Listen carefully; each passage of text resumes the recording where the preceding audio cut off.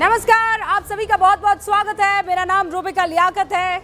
इस वक्त आप न्यूज 18 इंडिया पर देख रहे हैं गूंज। कहा जा रहा है मैं 20 सेकंड पहले आपके सामने हाजिर हो गई हूँ। बस मैं इंतजार कर रही हूँ 4:50 का, जब गूंज का वक्त शुरू हो जाता है।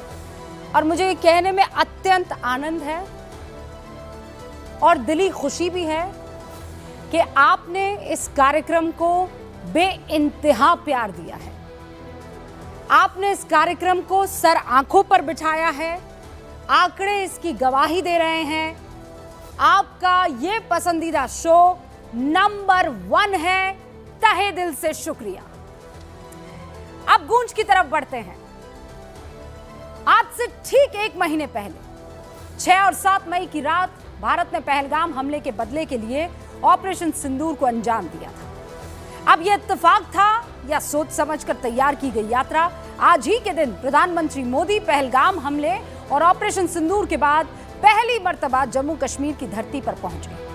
पीएम ने दुनिया के सबसे ऊंचे आर्क ब्रिज उसका उद्घाटन किया और कश्मीर को रेल नेटवर्क से पूरे भारत से जोड़ने का ऐलान कर दिया। Now Kashmir to Kanyakumari.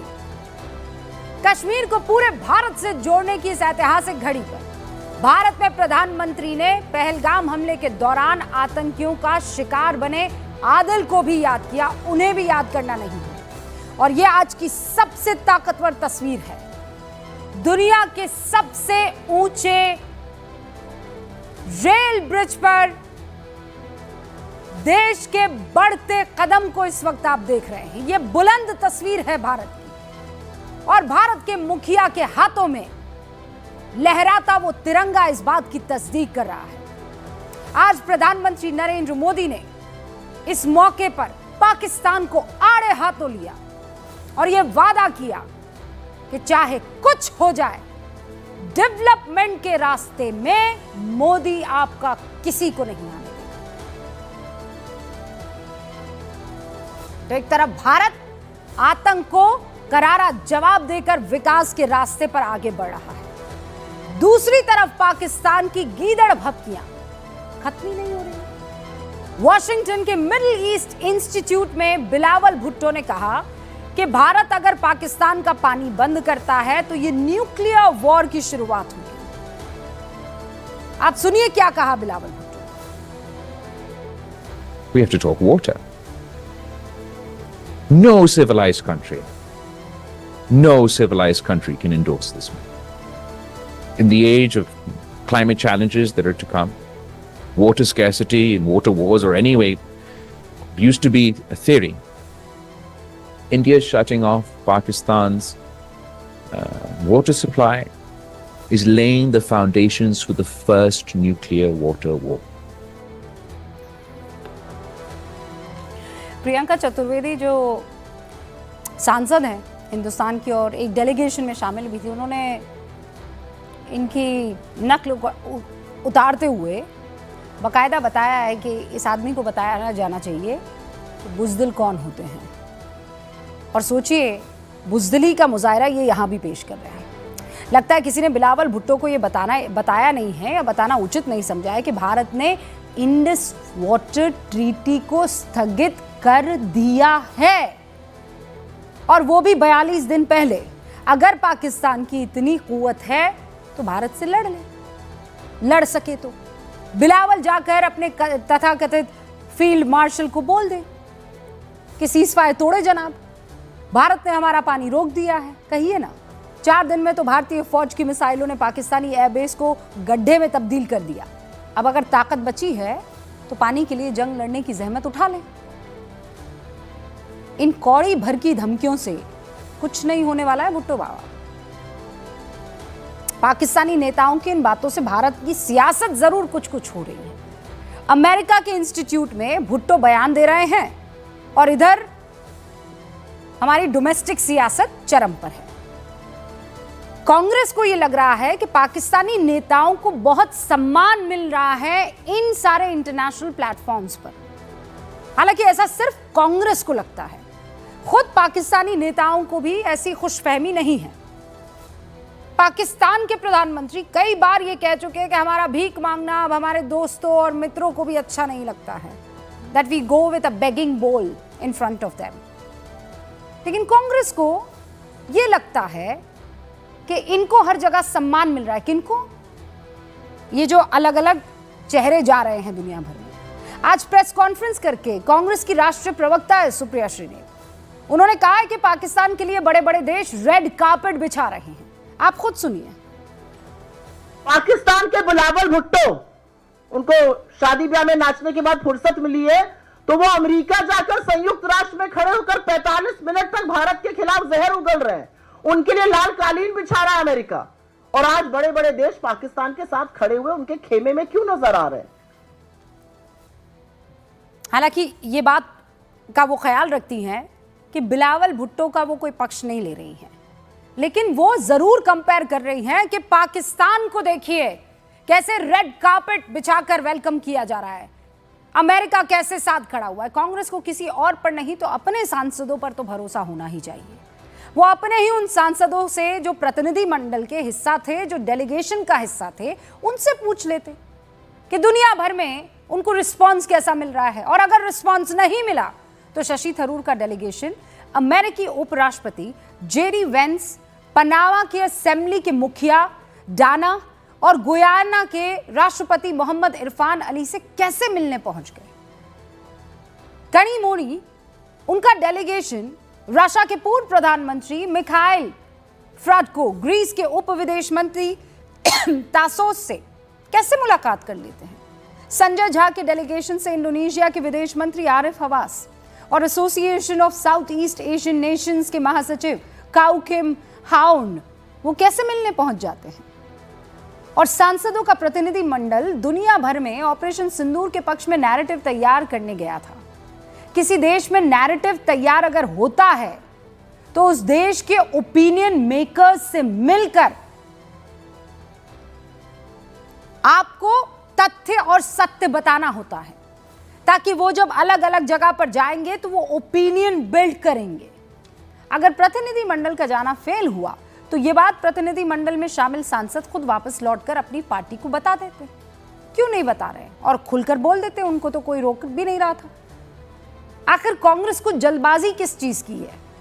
हर चीज को फेल क्यों बताया जा रहा है और किसे एड्रेस करने की कोशिश हो रही है? आज गूंज में सीधा सवाल है, प्रतिनिधि मंडल से कांग्रेस खफा क्यों है? क्या सरकार कांग्रेस को समझाने में असमर्थ रही है? क्या विपक्ष को वोट का डर सता रहा है कि क्रेडिट कहीं ना कहीं इसका बीजेपी को ना मिल जाए? शुरू करते हैं गूंज।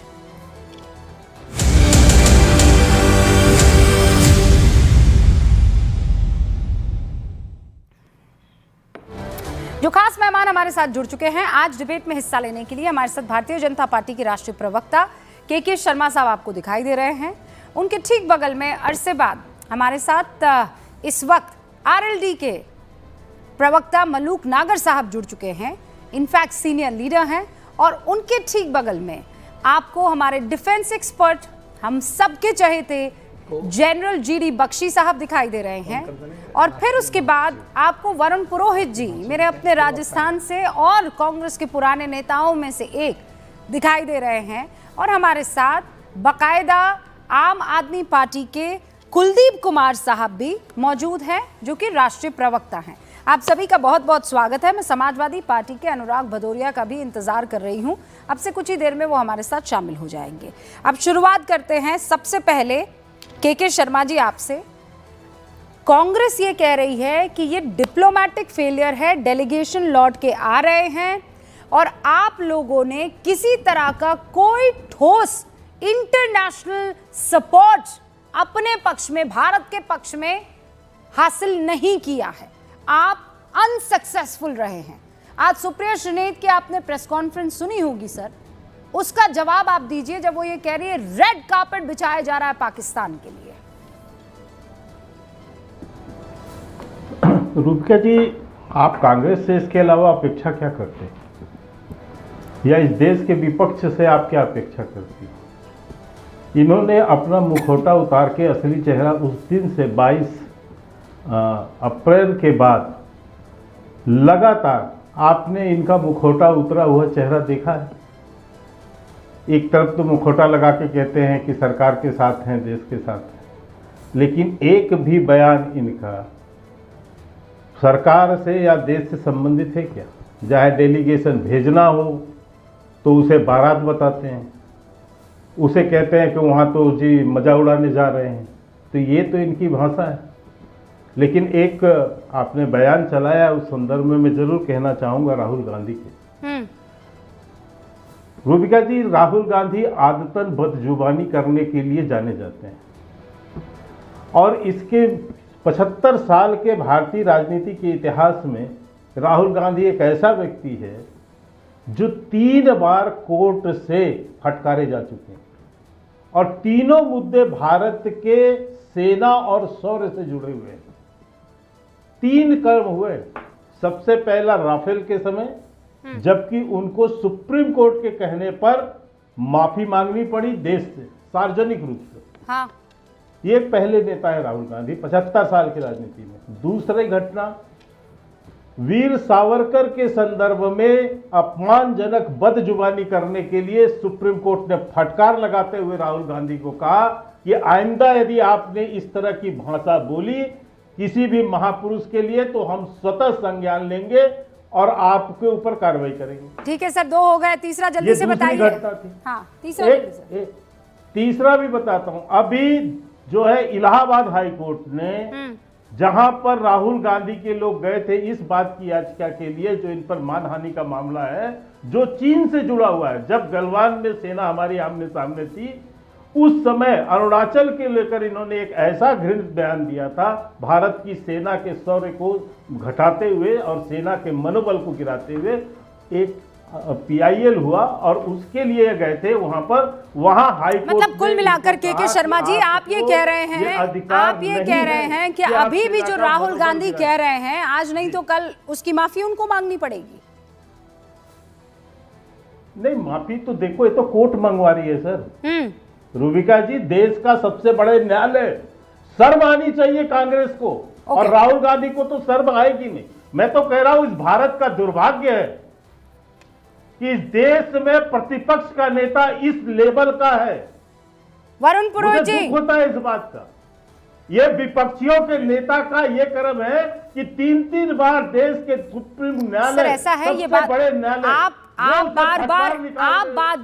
बार तीखी प्रतिक्रिया के शर्मा जी कर रहे हैं। बीजेपी की तरफ से तीखी प्रतिक्रियाएं हो रही हैं, लेकिन राहुल गांधी अभी भी अपने उस बयान पर क्या करेंगे? सुनिए के शर्मा जी, आज वो जब बिहार पहुंचे थे तो आज भी उन्होंने इस बात को दोहराया है, नरेंद्र सरेंडर। आज भी इस बात को दोहरा रहे हैं वो कायम है इस बात पर, वो पीछे नहीं हटे हैं। नहीं, मैं इसलिए कह रहा हूं, मैं ये बिल्कुल इसलिए दोहरा रहे हैं, यहाँ पर सेना के भी जुड़े हुए लोग बैठे हैं। सरेंडर का अर्थ क्या होता है और सरेंडर किसके लिए? भारत के प्रधानमंत्री कौन है रूबिका जी? भारत के प्रधानमंत्री नरेंद्र मोदी। हाँ, वो देश के प्रधानमंत्री है ना, भारत के प्रधानमंत्री है ना, 140 करोड़ भारतीयों के हैं ना, देश की वीर सेना के भी प्रधानमंत्री। ठीक है शर्मा जी, अब मैं इस मुद्दे को आगे बढ़ा रही हूँ। वरुण पुरोहित जी, आप ही के सवाल को आगे बढ़ा रही हूँ। वरुण पुरोहित जी, सरेंडर कहा जा रहा है तो इस व्यक्ति की मानसिकता को समझिए। ओके, क्या भारत सरेंडर किया? मानसिकता पर अटैक सीधे तौर पर। वरुण पुरोहित जी जवाब दीजिए, आपके जो लीडर हैं वो जब ये कहते हैं कि नरेंद्र सरेंडर, तब वो ये कह रहे हैं कि उस मुखिया ने सरेंडर किया है जो 140 करोड़ की आबादी को रिप्रेजेंट कर रहा है। रूबिका जी, सबसे पहले तो आपको हार्दिक बधाई पूरे राजपूताना की तरफ से। आपका प्रोग्राम नंबर 1 चल रहा है। आपका जो आवाज़ की गूंज है पूरे देश में जगह जगह जा रही है। मेरे आप पे हमको गर्व है पूरे राजपूताना पे। आप जो अभी बार बार अभी आपने इनका सुनाया, इनका वर्जन कितनी बार तो राहुल गांधी का नाम लेते हैं, राहुल गांधी। मुझे ऐसा लगता है 11 साल में एक फोबिया है इनको गांधी परिवार से कि राहुल गांधी, सोनिया गांधी, प्रियंका गांधी का नाम भूल गए, उसके बगैर इनको नींद नहीं आती। मैं तो कई बार कितने सालों से कह रहा हूँ, इनको जैसे कोई डाइजेशन की गोली हो। भैया आपको राहुल गांधी की बात नहीं जच रही तो आप चर्चा क्यों करते हो? इसका मतलब देखो, जनरल बख्शी साहब को भी उबासी आने लग गई इनकी बातों से, मुझे भी आ रही थी। राहुल गांधी की बातें आपको समझ नहीं आ रही, उनकी मानसिकता समझ नहीं आ रही तो चर्चा ही मत करो। आपको जब नरेंद्र मोदी जी आपको लग रहा है कि नॉन बायोलॉजिकल हैं, भगवान ने भेजा है उनको, तो उनकी चर्चा ही करो। आप चर्चा ही क्यों करते हो जो आदमी की पसंद नहीं आती? मैं तो कांग्रेस में भी कहता हूँ कि अगर आपको मोदी जी पसंद नहीं आए तो मोदी जी का नाम लेना खत्म करो। आप अपने खाली कांग्रेस और अपने नेताओं का नाम लेना चाहिए। दूसरी बात, जो बार बार ये बातें क्यों उठ रही हैं, अटल जी के युग में तो नहीं आई ऐसी बातें, क्यों नहीं आई? क्योंकि अटल जी मैं नहीं करते थे और वो पाखंड का राज नहीं था। 11 साल में हेलो, हाँ हाँ रूबिका जी, वरुण जी, पिछले- आपको आज बीच पिछले में 11 टोका नहीं तो वर्षों ऐसा में तो नहीं लगने लगा कि क्या हो गया भाई, कोई आवाज नहीं आ रही आज, कोई मुझे सुन रहा है कि नहीं सुन रहा है? अरे नहीं, भाई सेल्फ कॉन्फिडेंस रखिए। नहीं। जीडी बख्शी साहब आपको सुन रहे हैं, हमेशा याद रखिएगा, जीडी बख्शी चाणक्य नीति पर चलते हैं। वो फौजी हैं जीडी जो बख्शी साहब बताते तो कुछ और हैं, उनका और वो जो कदम उठाने वाले होते हैं वो कुछ और होता है। You have no idea about that gentleman. Rubika ji, general GD Bakshi तो वो हैं जो किसी चीज को सच बोलने से डरते नहीं है। उन्होंने 2 लाख आर्मी कम हो गई उसका भी बात करिए, मोदी सरकार को क्रिटिसाइज किया, आर्मी को जो मिलिट्री को जिस प्रकार से इन्होंने अग्निवीर योजना ले लाए उसको भी करे। तो जीडी बख्शी साहब का तो सम्मान है पूरे देश में, इसलिए उनकी तो चर्चा हम लोग कर ही नहीं सकते, हमसे कितने ऊंचे हो चुके हो। तो आप जो बात अभी बीजेपी कर रहे हो, राहुल गांधी की कर रहे हो, अरे विपक्ष का नेता अगर कोई बात करता है तो आपको उसको संज्ञान में लेना चाहिए, उसको क्रिटिसाइज करने लगे। प्रधानमंत्री जी फोन कर ले, क्या संज्ञान मिले सर? सरेंडर? सरेंडर क्या बात कर रहे हैं आप, कैसी बातें कर रहे हैं आप? हाँ, के देश के मुखिया ने सरेंडर कर दिया, इसको संज्ञान में लिया जाना चाहिए। जनरल बख्शी, क्या ये संज्ञान में ली जाने वाली बात है? मुझे जवाब देना है। नहीं, के शर्मा जी रुक जाइए, मैं आ रही हूँ उसके बाद। छोटा सा जवाब देता हूँ मात्र, बस छोटा सा जवाब। नहीं सर, नहीं एक अभी लाइन ना के शर्मा जी, नहीं, अभी- अभी मेरे 4 और अभी मेहमान इन्होंने हैं। कहा- no K Sharma ji, I am not allowing you. नहीं, ये इतना अभी कहना नहीं है। सर, बिल्कुल नहीं, अभी नहीं। पहले जीडी बख्शी साहब, उसके बाद बाकी सारे मेहमान, और फिर आपको जो रिबटल करना है बाद में कर लीजिएगा। जनरल बख्शी जी, देखिए बेटा, मैं बार बार कहता हूँ कि ऑपोजिशन का काम किसी भी प्रजातंत्र में अपोज करना होता है सरकार को, लेकिन जब देश के ऊपर बाहरी खतरा हो, बाहर से हमला हो रहा हो, उस वक़्त हम सब अपने आपस के वैर वैमनस्य छोड़कर एकजुट होकर लड़ते हैं बाहरी खतरे से। We fight with the external threat. We face the external threat together. इसलिए मेरे को तो बहुत ही ये दुख होता है इस बात का कि जब लड़ाई हो रही है और साफ कहा जा रहा है कि operation Sindoor is still on.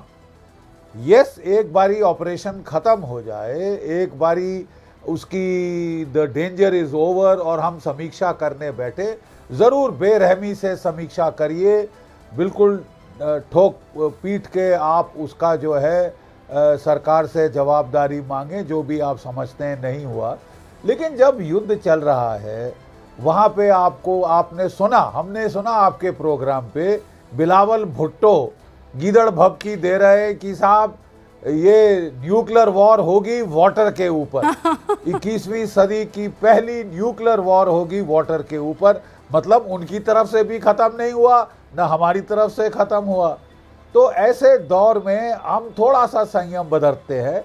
मैं कभी सच बोलने से हिचकता नहीं, और जब भी मुझे लगा है कि सच बोलना बहुत ज़रूरी हो गया है इस वक्त कि हमारी फ़ौज 1,80,000 से काट दी गई है, जिसके चलते कश्मीर में प्रॉब्लम्स खड़ी हो गई, साउथ ऑफ पीर पंजाल वगैरह, हमारे ऑप्शंस कम हो गए, तो मैंने उस वक़्त कहा है।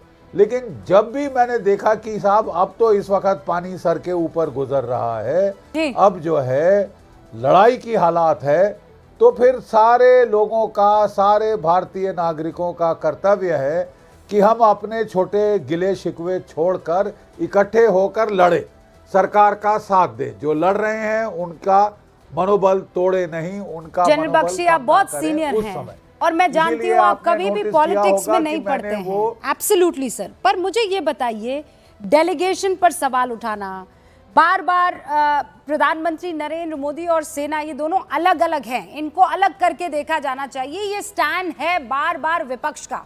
जब मैं विपक्ष कह रही हूं तो कुलदीप जी भी यहाँ पर बैठे हुए हैं, समाजवादी पार्टी के प्रवक्ता भी बैठे हुए हैं कि सेना के शौर्य का हम सम्मान करते हैं, सेना ने जो काम किया वंडरफुल, सैल्यूट, लेकिन पीएम ने जो किया है उसका उनको जवाब देना पड़ेगा। तो क्या पीएम और सेना को अलग करके देखा जा सकता है? जनरल बख्शी, स्पेशली 1971 के वॉर में तो आप भी सर शरीक थे, आप जानते हैं। नहीं, देखिए, अगर मैदान जंग में फतेह होती है, अच्छी शौर्य प्रदर्शन होता है, तो ये लाजमी सी बात है कि उस वक़्त जो भी सीईओ है, चीफ एग्जीक्यूटिव, वो उसको श्रेय तो जाता ही जाता है।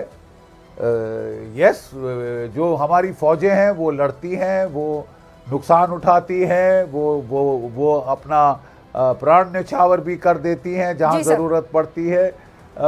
लेकिन जैसे 71 के युद्ध की आपने बात करी, उस वक़्त Mrs Indira Gandhi prime minister थी और बड़ी शानदार फतेह हुई थी, इसमें कोई डाउट नहीं।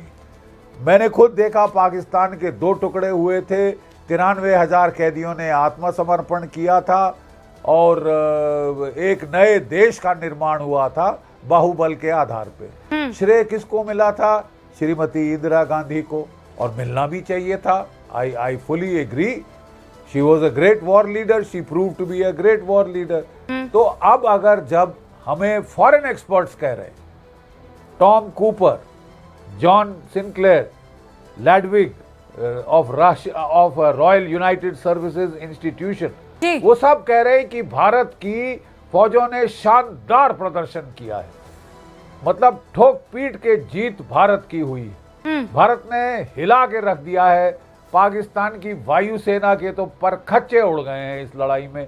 अभी कल ही बात हो रही थी कि जो नूर खान का एयरबेस है, वहां पे अमेरिका की जनरल इलेक्ट्रिक कंपनी ने एक डीप अंडरग्राउंड बंकर बनाया था, जिसके अंदर उनका कमांड एंड कंट्रोल हेडक्वार्टर था और न्यूक्लियर कमांड एंड कंट्रोल भी वहां पे था। वो उसका जो है अंडरग्राउंड बंकर काफी लेयर पे लेयर कंक्रीट, सीमेंट कंक्रीट और स्टील था, लेकिन उसमें एक छोटा सा एयर वेंट था जहां से एयर कंडीशनिंग होती थी, 40 सेंटीमीटर का। उस 40 सेंटीमीटर के अंदर हमारे ब्रह्मोस ने वार किया है। 40 सेंटीमीटर के छेद के अंदर से घुस के निस्तनाभूत कर दिया, कुक ऑफ हो गए, वेपराइज हो गए। 100 अफसर थे पाकिस्तान की एयरफोर्स के अंदर, बड़े सीनियर अफसरान, और सारे कंप्यूटर्स, कमांड एंड कंट्रोल सब नष्ट हो गया। मुरीद के एयरबेस में उनके UAV command and control airbase को इसी तरह नष्ट कर दिया। बोलारी में उनके हैंगर को ठोक दिया, जहां पे कि वहां पे एवैक अंदर था, स्वीडिश एवैक, और 4 F-16 लड़ाकू विमान परखच्चे उड़ गए। पाकिस्तान अभी तक वहां टर्पुलिन से ढक दिए हैं वो बड़े बड़े 80 फुट के छेद, वो बाहर निकाल नहीं रहा मलबा, ताकि सैटेलाइट पे पकड़ा जाएगा, हमारी हार, हमको जो मार पड़ी है पकड़ी जाएगी। जब ये असलियत है तो क्यों हम एक ऐसा एक नैरेटिव कर रहे हैं कि साहब हम पिट गए? पॉइंट सर, ये यस दैट्स नॉट फेयर। और इसीलिए कुलदीप जी, अब आप डिबेट में आएंगे। देखिए, ये पॉइंट समझना बहुत जरूरी था और इसीलिए इत्मीनान से हमने यहाँ पे जो हमारे सबसे सीनियर बैठे हुए हैं उनको सुना। कुलदीप जी, अब और क्या, मतलब और क्या चाहिए कि आपको इस बात का एहसास हो जाए, या ऑब्वियसली विपक्ष को इंक्लूडिंग कांग्रेस, क्योंकि कई मसले पर आप कांग्रेस से एकदम अलहदा खड़े हुए दिखाई दे रहे हैं, लेकिन क्या ये डेलीगेशन फेल हो गया है? की बात कर रहे हैं कुलदीप जी, ये डेलीगेशन फेल हो गया। कांग्रेस ये कह रही है कि जगह जगह जो आपने 30 ऊपर मुल्कों में भेजा था, क्या मतलब क्या कर पाए वो लोग, क्या ठोस हासिल कर पाए? आप भी इसी नहीं, रूबिका जी देखिए, बात को अग्री करते हैं? जी कुलदीप जी। रूबिका देखिए, कांग्रेस वही कहती है जो बीजेपी चाहती है, जो बीजेपी बुलवाती है कांग्रेस वो कहती है। राहुल गांधी जी वो कहते हैं कितने विमान जेट गिराए गए, ये राहुल गांधी सवाल करते हैं इस बात पे। जो डेलीगेशन गया, मैं फिर आपके चैनल पे कह रहा हूँ, अच्छी बात है, हमारा डेलीगेशन गया और पाकिस्तान को विश्व की नज़रों में नंगा करने का काम किया, उसके आतंकवाद की जड़ पाकिस्तान है, देश को बताने का काम किया, हमने कैसे घुस के ठोका इसको बताने का काम पाकिस्तान जाके किया। और अच्छी बात यह है कि हमारे प्रधानमंत्री जी देश भरे 150 देशों की यात्रा करके आए और उसके बाद भी इन देशों को समझा नहीं पाए। हमारे विपक्ष के लोग भी गए और हमारे साथी भी गए और सत्ता पक्ष के लोग भी गए, जाके समझाया कि पाकिस्तान किस तरह से इस देश में आतंकवाद को पालने का काम कर रहा है। दूसरी बात, ये आज हमारा सवाल ये नहीं है रूबिका जी, हमारा सवाल इस बात को लेकर है कि अगर हमारी सेना, जो हमारी सेना है, वो उनने बहुत शानदार काम किया, पाकिस्तान को घर में घुस के ठोका, हमें उनके जज्बे पे हम सलाम है और हमने कभी सेना में सवाल नहीं उठाए। सेना में सवाल उठाने वाले अगर कोई लोग हैं तो वो भारतीय जनता पार्टी के लोग हैं, जो कहते हैं कि सेना मोदी जी के चरणों में नतमस्तक है, जो सोफिया कुरैशी को कहने का काम करते हैं कि सोफिया कुरैशी उनकी बहन है। वो कौन लोग हैं? वो भारतीय जनता पार्टी के लोग नहीं। भारतीय जनता पार्टी के लोग उस पर बात नहीं करेंगे, उनको ना पार्टी निष्कासित करेंगे, सुप्रीम कोर्ट संज्ञान ले लेगा, हाई कोर्ट संज्ञान लेगा, लेकिन भारतीय जनता पार्टी संज्ञान नहीं लेने का काम करेगी, क्योंकि इनकी मानसिकता शुरू से रही है ये हमेशा इस देश के संविधान का, इस देश की सेना का अपमान करने का काम ये लोग करने का काम करते हैं। तो हमारा सवाल ये है कि जब हमारी सेना इतना शानदार काम कर रही थी तो आखिर जब हम इस्लामाबाद तक पहुंच चुके थे, हम पीओके ले सकते थे, तो आखिर हमने पीओके क्यों नहीं लिया? सीज फायर की घोषणा क्यों की गई और ट्रंप ने सीज फायर की घोषणा क्यों करी? हमारा विरोध इस बात को लेकर है और ये हमेशा रहेगा। देश के लोगों में ये सवाल है कि आखिर देश के प्रधानमंत्री से पहले सीज फायर की घोषणा ट्रंप ने क्यों की? सर, आप जानते हैं कि अब बस सत्र शुरू होने वाला है, मॉनसून सत्र, और मुझे पूरा यकीन है कि आपके जितने भी सांसद वहां पर मौजूद है ये सवाल जरूर पूछेंगे।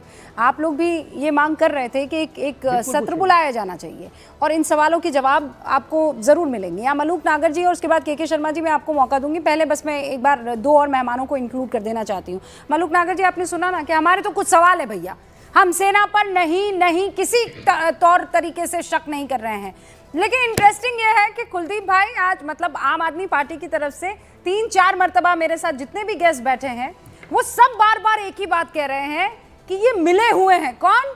कांग्रेस और बीजेपी मिले हुए हैं। मैं अब तक इस बात को हजम नहीं कर पा रही हूं जी। कुलदीप जी, मैं अब तक नहीं समझ पा, कांग्रेस और बीजेपी मिले हुए हैं। लुधियाना के उपचुनाव में बिल्कुल अभी मनिंदर सिरसा जी उपचुनाव लुधियाना के अंदर कांग्रेस के लिए वोट मांग रहे हैं। आप सोचिए ना, वो मंत्रियों के कांग्रेस के लिए वोट मांग रहे हैं। ठीक है, तो ये लोग तो मिले हुए हैं ना, इसमें दोहराई नहीं है। जो बातें पता चल रहा है, राहुल गांधी जी बोलते हैं। आपको लोकसभा के चुनाव में पता नहीं था? हमें तो तब नहीं पता था आपको कि ये लोग मिले हुए हैं जी? तब इतना प्यार मोहब्बत उमड़ रही थी कि इन्होंने जो कहा उसकी बात मान लिया आपने?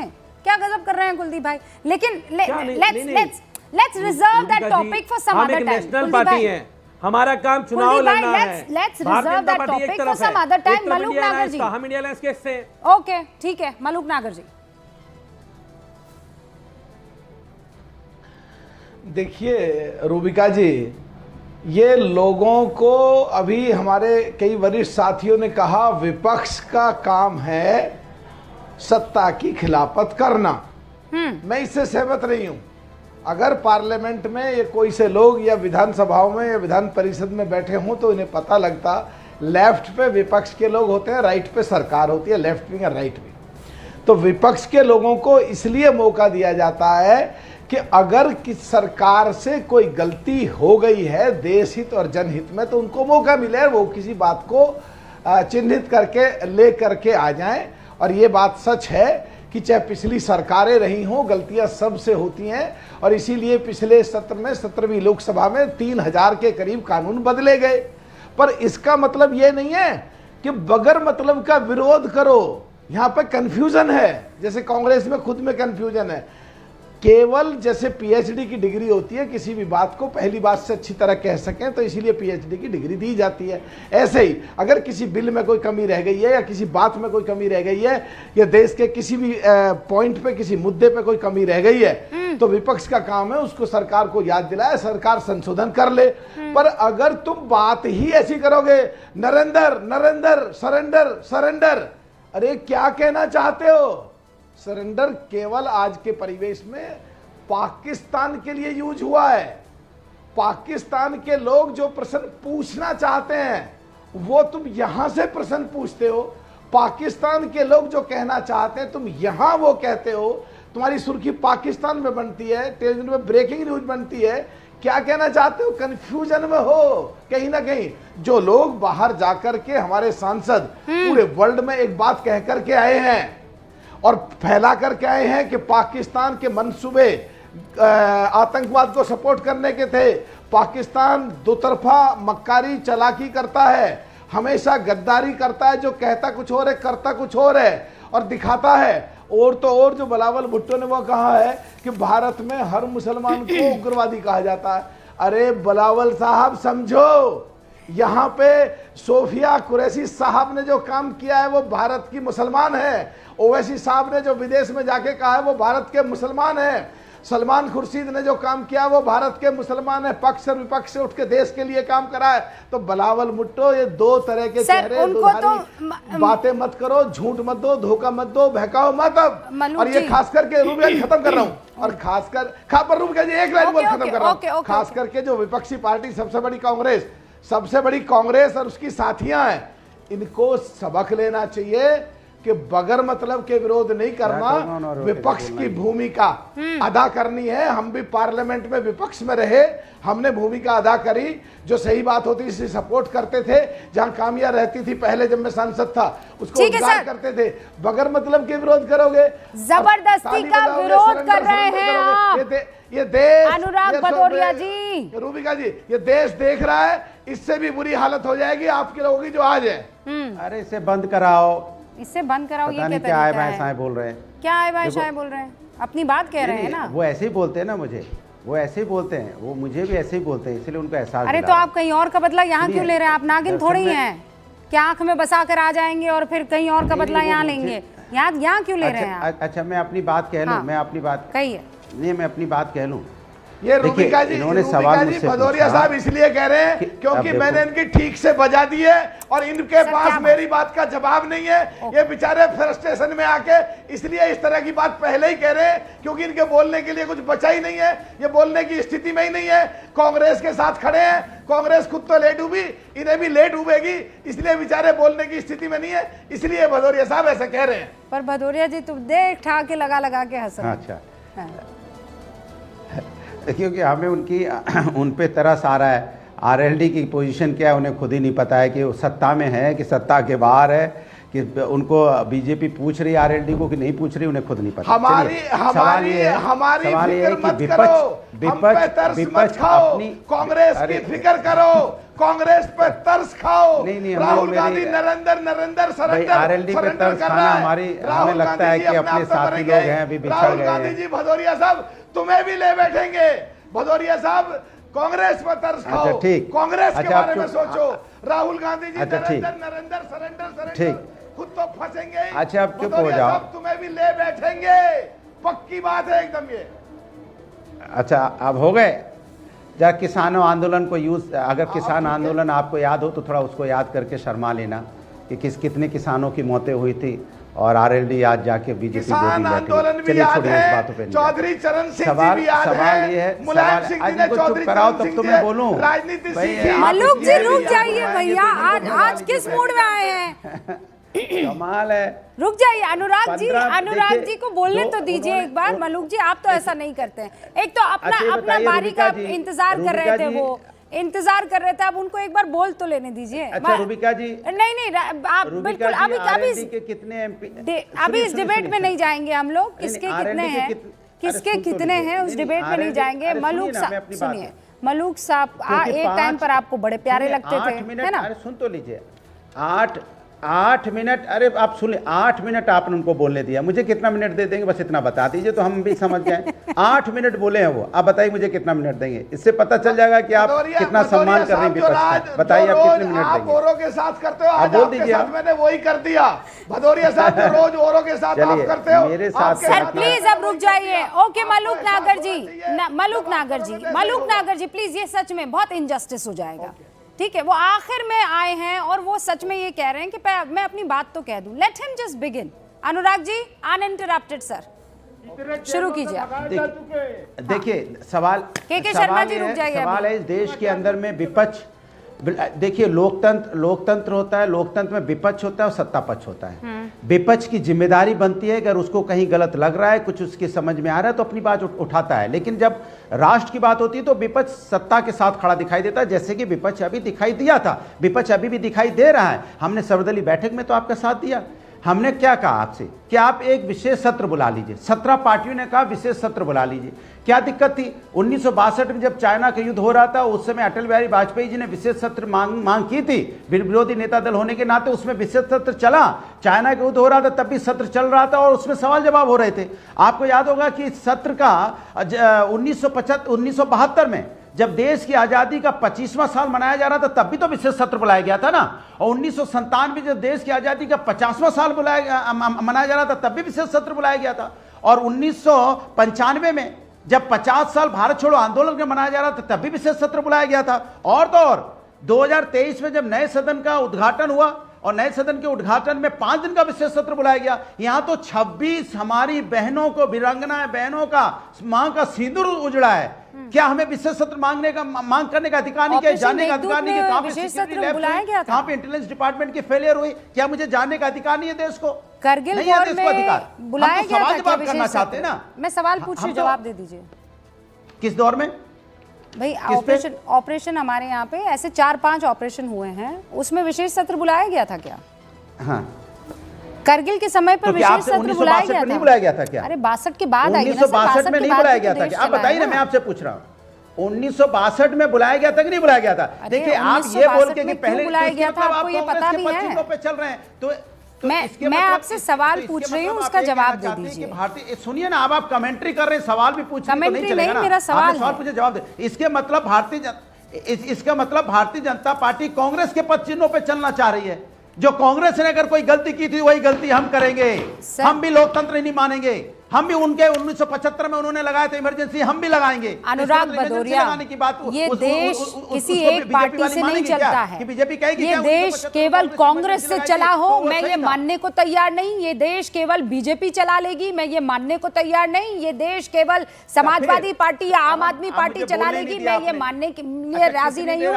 ये देश संविधान को फॉलो करते हुए आप पार्टियां चला पाती है। सो अंडरस्टैंड, विशेष सत्र जब बुलाया जाता है, अरे बोला आपने, पूरा बोला है सर, मैंने आपको पूरा मौका दिया है, पूरा मौका दिया है मैंने आपको बोलने का। 3 मिनट बोला है, वहाँ 8-8 मिनट तक लोग बोल रहे हैं और आप 8 मिनट तक बोला है सर? इंटरप्ट किया है। कौन बोला 8 ऐसे भी तो मिनट देश तक? नहीं चलेगा ना, कौन बोला ऐसे 8 भी तो नहीं हो मिनट तक? सकता ना। मुझे ये विपक्ष की आवाज बताइए, दबाओगे, किसने बोला 8 मिनट नंबर तक? की मुझे ये पार्टी की बताइए। आवाज दबाना चाहती हैं आप, ये भी ठीक नहीं। आप आवाज दबाएंगी देश की 30 नंबर की अरे पार्टी को, कोई नहीं दबा रहा है, बोलने नहीं देते। 2 मिनट मैंने बोला नहीं, दबाने की जरूरत नहीं है, ऐसे थोड़ी होता है। की जरूरत नहीं है आपकी आवाज। आप जितना बुलंद बोलेंगे उतना आपको खुद पता है कि आप क्या कर रही हो, जनता तय करेगी कि आपने विपक्ष को कितना बोलने का मौका दिया है। आप रनिंग कमेंट्री करने लगते हो, जैसे बीजेपी पोल खोलता। मैं तो राष्ट्र की बात कर रहा था, और राष्ट्र की बात करना कोई बुरी बात नहीं होती है।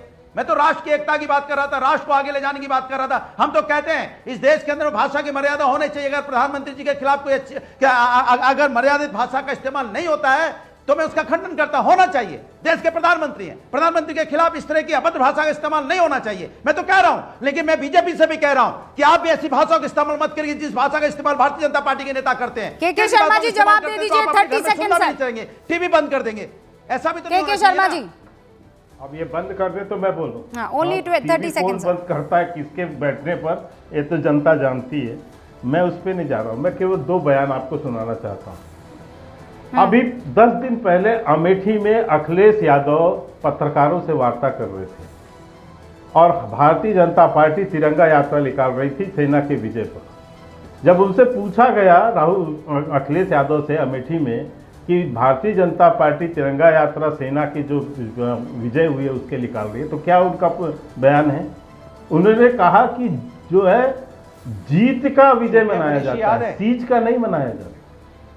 ये बयान है, याद है कि नहीं याद है? जीत का विजय मनाया जाता है, जीत का अधिकारी को आप अनुराग जी, आप चाहते हैं आपके बीच में कोई ना बोले, और जैसे ही आप बोलना, कोई और बोलना शुरू करता है आप शुरू हो जाते हैं। ये तरीका ठीक नहीं है ना।